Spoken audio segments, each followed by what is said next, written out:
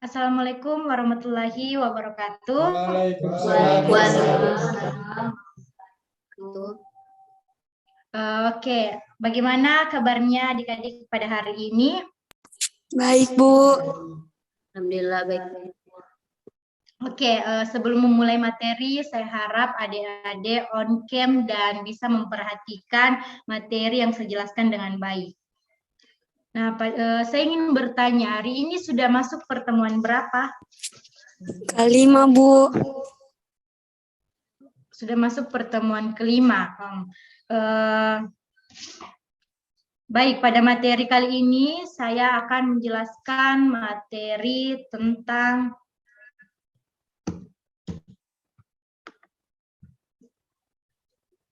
administrasi pajak. Untuk kompetensi dasar terbagi menjadi dua pokok. Yang pertama, 3.1 menerapkan permohonan nomor pokok wajib pajak atau NPWP. 4.1 membuat surat permohonan nomor pokok wajib pajak atau NPWP. Untuk indikator pencapaian kompetensi terbagi menjadi 4 bagian. Yang pertama 3.2.1 menjelaskan pengertian NPWP. 3.2.2 menguraikan 4 fungsi nomor pokok wajib pajak atau NPWP. 4.2.1 mengidentifikasi keuntungan memiliki nomor pokok wajib pajak. 4.2 menjelaskan cara memperoleh nomor pokok wajib pajak. Nah, untuk materi pokok pembahasan pada kali ini terbagi menjadi 3. Yang pertama, pengertian dan fungsi nomor pokok wajib pajak atau NPWP. Yang kedua, tata cara memperoleh NPWP. Yang ketiga, penghapusan NPWP. Yang pertama, pengertian dan fungsi nomor pokok wajib pajak.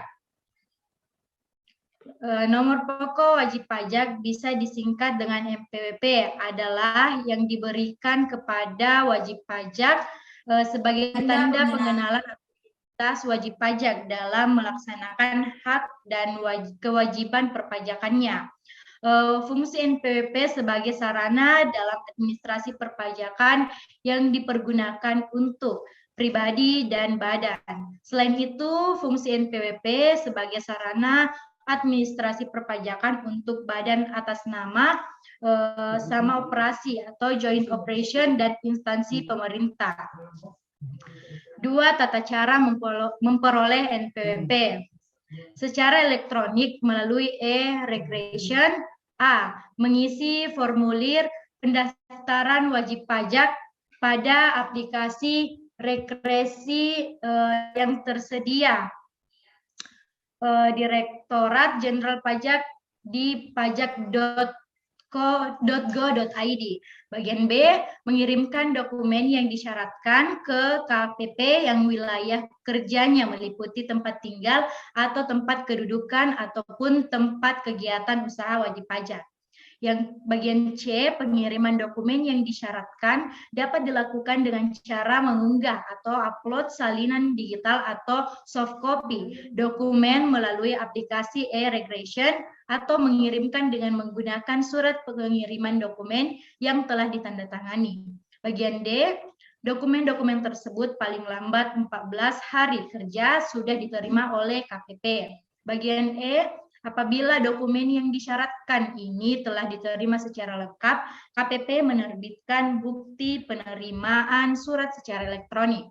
Bagian F, terhadap permohonan pendaftaran NPWP yang telah diberikan bukti penerimaan surat KPP atau KP2KP akan menerbitkan kartu NPWP dan surat keterangan terdaftar paling lambat 1 hari kerja setelah bukti penerimaan surat diterbitkan.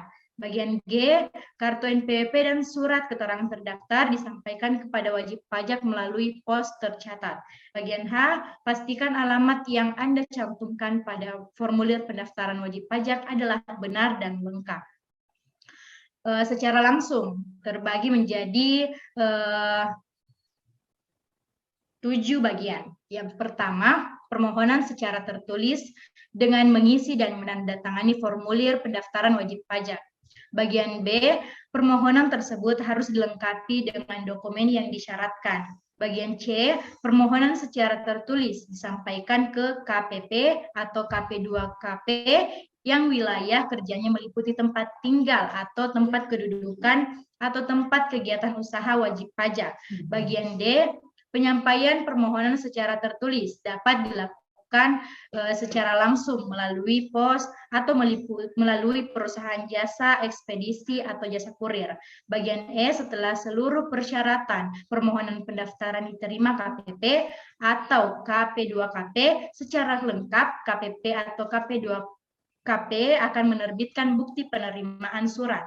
Pada bagian F, KPP atau KP2KP menerbitkan kartu NPWP dan surat keterangan terdaftar atau SKT paling lambat 1 hari kerja setelah bukti penerima surat diterbitkan.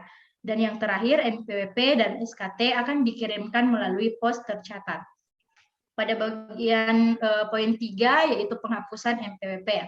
Golongan yang diperbolehkan melakukan penghapusan atau penonaktifkan NPWP antara lain A. Wajib pajak orang pribadi yang telah meninggal dunia dan tidak meninggalkan warisannya. Bagian B. Bendahara pemerintah yang tidak lagi memenuhi syarat sebagai wajib pajak karena bersangkutan sudah tidak lagi melakukan pembayaran. Bagian C. Wajib pajak orang pribadi, dalam hal ini warga asing yang telah meninggalkan Indonesia untuk selama-lamanya. Bagian D, wajib pajak yang memiliki lebih dari 1 NPWP menentukan NPWP yang dapat digunakan sebagai sarana administratif dalam pelaksanaan hak dan pemenuhan kewajiban perpajakan. Bagian E, wajib pajak orang pribadi yang berstatus sebagai pengurus, komisaris, pemegang saham atau pemilik dan pegawai yang telah diberikan NPWP melalui pemberi kerja atau bendahara pemerintah dan penghasilan netonya tidak melebihi penghasilan tidak kena pajak. Dan yang terakhir, wanita yang sebelumnya telah memiliki NPWP dan menikah tanpa membuat perjanjian pemisahan harta dan penghasilan serta tidak ingin melaksanakan hak dan memenuhi kewajiban perpajakannya terpisah dari suaminya. Kemudian ini adalah contoh format NPWP, bisa diperhatikan. Baik, untuk adik-adik, apakah dari penjelasan materi yang saya jelaskan tadi masih ada yang belum dimengerti, bisa bertanya. Saya, Bu. Oke, untuk Andi Morija dipersilahkan. Saya ingin bertanya, Bu, bagaimana jika istri dan anak yang membuat NPWP sebagai anggota keluarga, apakah wajib mengisi SPT tahunan? Oke, untuk istri dan anak yang membuat NPWP sebagai anggota keluarga, wajib atau tidak mengisi SPT tahunan. Untuk istri dan anak yang memperoleh NPWP sebagai anggota keluarga dan wajib pajak atau kepala keluarga ataupun suami tidak diwajibkan mengisi SPT tahunan. Yang diwajibkan itu mengisi SPT tahunan untuk yang telah berkeluarga adalah kepala keluarga itu sendiri atau suaminya, kecuali istrinya yang menghendaki memiliki NPWP sendiri atau memisahkan diri dengan suami sehingga punya kewajiban juga untuk mengisi SPT tahunan. Oke, apakah Andi Morija sudah mengerti? Iya, Bu, mengerti nih. Oke. Ada yang ingin bertanya? Jika tidak ada, saya akhiri pertemuan kali ini.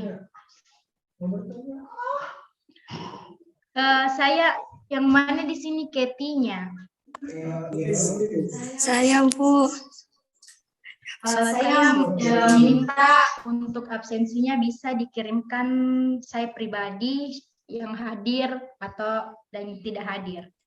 Ya, sebentar saya kirimkan di WA, Bu. Oke. Mungkin itu saja pada pertemuan hari ini. Kurang lebihnya mohon dimaafkan. Tidak ada tugas, Sekian Bu. dan terima kasih. Wassalamualaikum warahmatullahi wabarakatuh. Untuk tugasnya tidak ada. Nanti kita kerja tugas di pertemuan selanjutnya saja. Terima kasih, Bu. Terima kasih.